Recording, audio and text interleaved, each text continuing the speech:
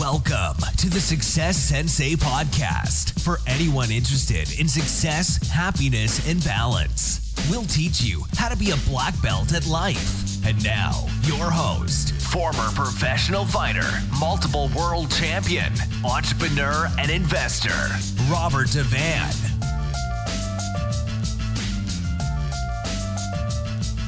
Bowing in. This is Roundhouse Rob, the Success Sensei, helping you to win at life one kick and punch at a time.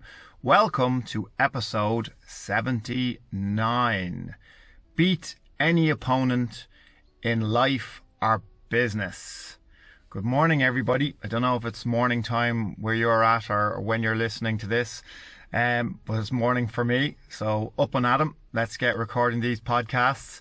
And this one is about beat any opponent in life and business. Might sound like a massive claim, but it's actually not really if you break it down and figure out how to do it. It's fairly simple. So basically, it all boils down to doing what your opponent, the opposite of what your opponent wants you to do. Now, speaking of opponents, let's clarify opponents just before we get into it. So opponents, enemies, haters, detractors, competitors, all of these are your opponents. And the more things that you try to do, unfortunately, it's a natural part of life. The more times you put yourself out there, the more goals you go to chase, the more haters and enemies and opponents you're going to get and competitors you're going to get. And that's just a simple fact of life. You can absolutely try to be everybody's friend. You can try your hardest not to have any opponents, not to have any competition or any competitors, or not to have any enemies. But it's going to happen regardless of whether you play it safe or not. Now, obviously, the more you try to do, the more statistics, the higher statistics there's going to be that you're going to have even more than normal. So if you branch out, if you have multiple streams of income, for example, you're going to have multiple different sets of enemies, haters, opponents, competitors. It's just the way things are. It's in direct relation to your ambition, your drive, your goals, and the more things that you do. So just really briefly, when I did karate, I had my karate haters. When I did my kickboxing, I had my kickboxing opponents and competitors and haters. And when I did MMA, I had a whole different gambit of opponents and competitors, haters, enemies. And I'm not cribbing about it, because they actually make you strong. They actually drive you forward, and they make you validate the things that you're saying or validate the things that you're doing. And they make you try harder. They either make you give up, or they make you try harder. So it's a fact, especially with social media now, that you're going to have plenty of opponents, plenty of enemies, plenty of detractors, plenty of haters. So what do you do? How do you beat them? How do you beat any opponents in life or business? Because it's the same in business. It's exactly the same rules apply. If you're going to do business, you're going to 100% have different competition, different competitors and different opponents. So you do what your opponent isn't expecting you to do. That's one way of doing it. So you do what they're not expecting you to do, and you absolutely aim to do and plan what they don't want you to do. So you do the opposite of what they want you to do. So from a fighting point of view, and I know at this stage, if you've been listening to the Success Sensei a good while now, if you haven't, make sure you go to the back catalogue. As I said, it's episode 79. There's plenty for you to catch up on, so have a listen through the back catalogue. But you've been listening to this for a while now.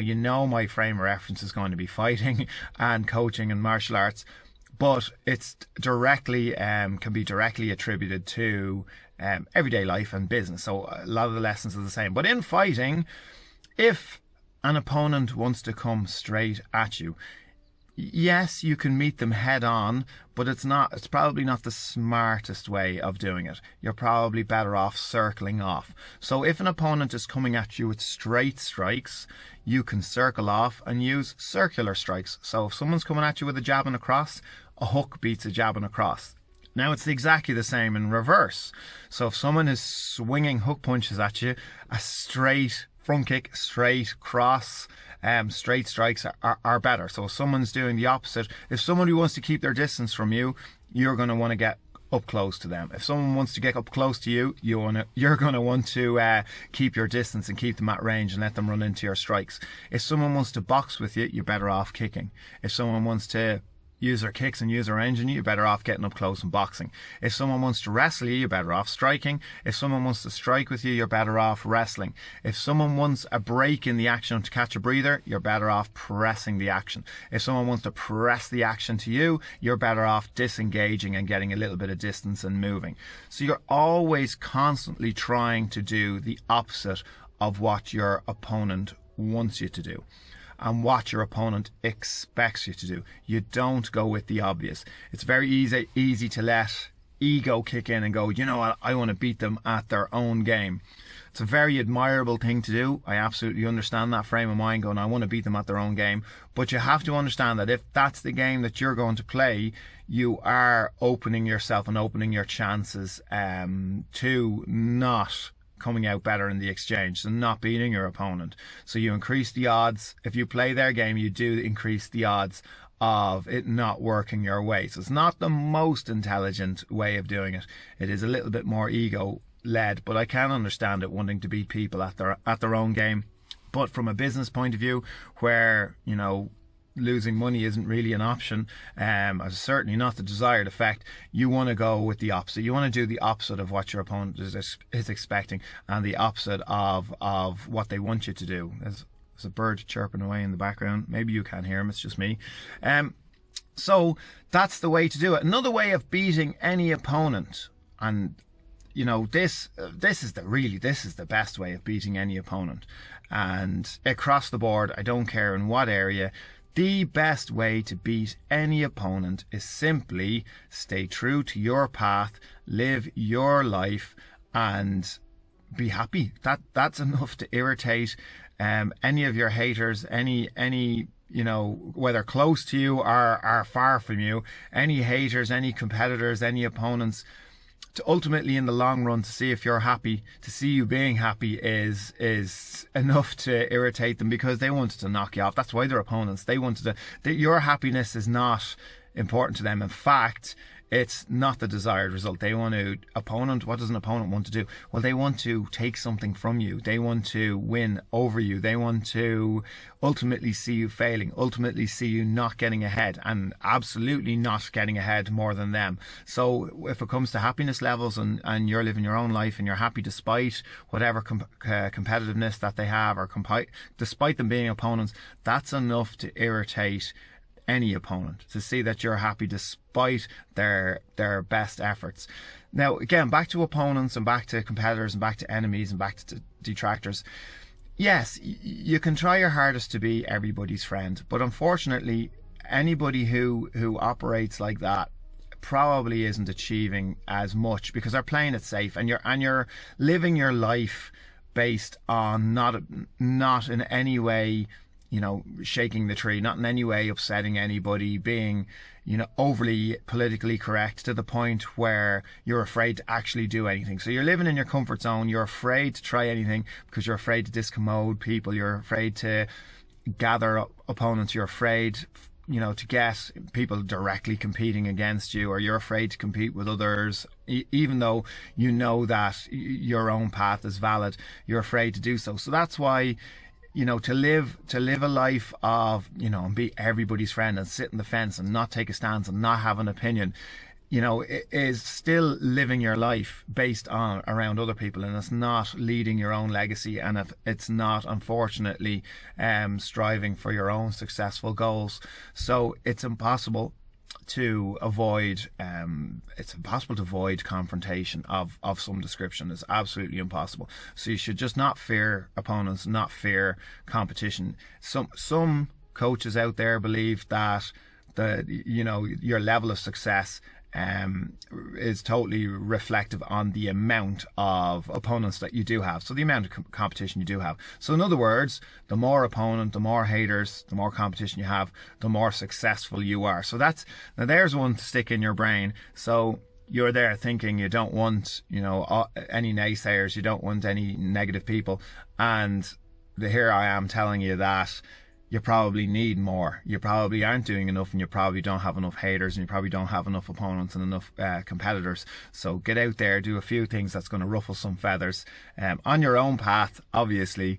And keep in mind what I'm saying, to do the opposite. If you're formulating a plan to deal with an opponent, do what they're not expecting you to do, and do what they don't want you to do.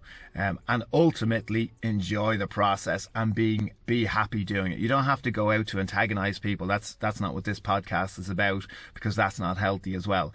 It's people trying to be competitors or opponents along your path, trying to stop your path, as opposed to you doing it to other people. You know exactly what I'm talking about. So stick that in your mind, and I'll talk to you on Friday at the Friday Blitz. So hopefully that's helped a little bit, or hopefully it's stimulated some thought.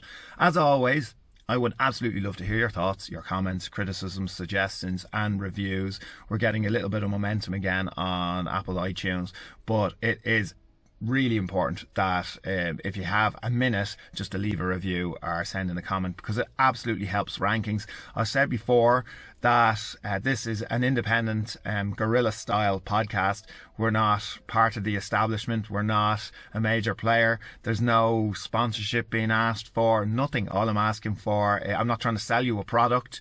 All I'm asking for is a like, a review, a testimonial, a share, and to help spread the word and to help gather a little bit of momentum. Because anyone that's watching the vlog on YouTube, you'll see that I'm definitely doing a guerrilla style today. I'm in the work van and I'm doing it on the fly as we go. Life is very busy. Squeezing in the podcasts can be hard, you know yourself.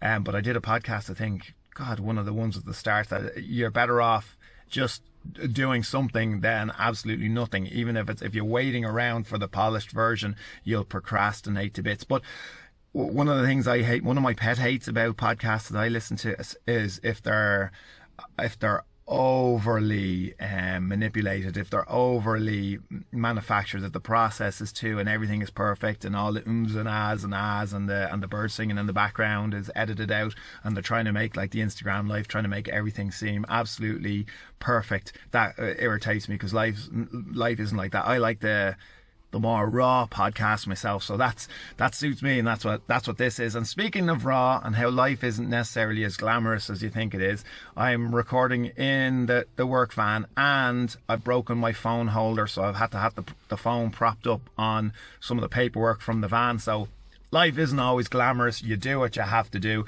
Take on your opponents, do what they're not expecting, and hopefully that helps. Thanks for listening, and I will talk to you Friday for the Friday Blitz, so make sure that you tune in for that. I'm Roundhouse Rob, the Success Sensei. Life is a fight you can enjoy and win. Bowing out. This has been the Success Sensei, fighting the winning fight. So add us, subscribe, like, and comment. Keep those hands up and keep moving forward.